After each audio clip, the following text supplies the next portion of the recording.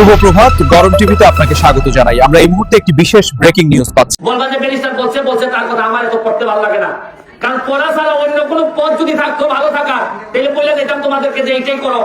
মনে রাখবো, আমি যদি ব্যারিস্টার না হইতাম, আমি যদি পড়াশোনা না করতাম, তো এতদিনে আমি এই বাংলাদেশের মাটিতে থাকতে পারতাম না। আমার হাওয়া উড়াই দিত, উড়াই উঠতে পারে না পড়াশোনার কারণে। আর আরেকটা জিনিস আছে যে আমি শাহজালালের উত্তরাধিকার, আমার মনের মধ্যে কোনো দুই নাম্বারই নাই। আমার ওষুধ টাকা ইনকাম করার কোনো ইচ্ছা আমার নাই। শোনো, তোমাদেরকে একটা কথা বলি, এরকম ব্যারিস্টার হিসাবে তোমাদের এলাকার ছেলে হিসাবে এই স্কুল থেকেই তো আমি পড়ে গেছি, ডিসি স্কুল থেকে। চেষ্টা করলে অনেক বড় হওয়া যায়। তোমরা বড় হবা কিনা সিদ্ধান্ত তোমাদের। হয়তো এরা গপ করে, এরা সিদ্ধান্ত বড় হইতো না, এরা আটকাইতে পারছে না, কারণ এরা এইভাবে ট্রেনিং এখনো পাইছে না। তোমরা মেয়েরা যারা এখানে আসো, আমি তোমাদের উদ্দেশ্যে আজকে একটা কথা বলি। তোমরা আমার বোন গুলারে দেখলে তোমরা হয়তো বিশ্বাস করতা। আমার 4টা বোনের মধ্যে 3টা বোন, এক বোন কানাডা থাকে, 2 বোন আমেরিকা থাকে।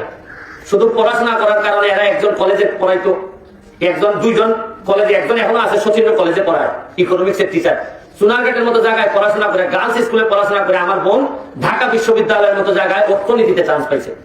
ওই সময়টা অনেক কঠিন ছিল, কেন আমার বাবা মার তো এরকম পড়াশোনা ছিল না।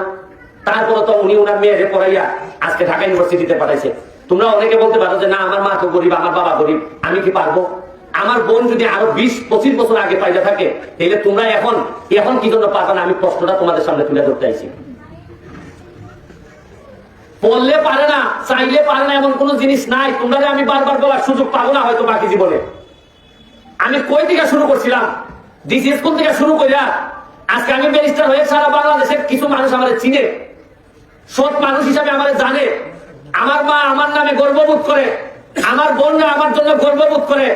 আমি এই এলাকায় তোমাদের মাঝে জন্মাইয়া, তোমাদের বাচ্চাদের সাথে জন্মাইয়া যদি আমি এত বড় হইতে পারি, তোমাদেরকে আজকে মালিক ভাই আর ডাক্তার সাহেবের মাধ্যমে আমার দাওয়াত দিয়ে আমি এটা প্রমাণ করতে আইছি, সশরীরে হাজির হয়েছি, মোবাইলের মধ্যে না, হাজির হইয়া যেহেতু আমার এলাকার মানুষ তোমরা বলতে আইছি যে আমি যেটা 25 বছর আগে সম্ভব করতে পারছি, তোমরা কেন পারবে না? এই কথাটা তোমাদেরকে বলতে আইছি।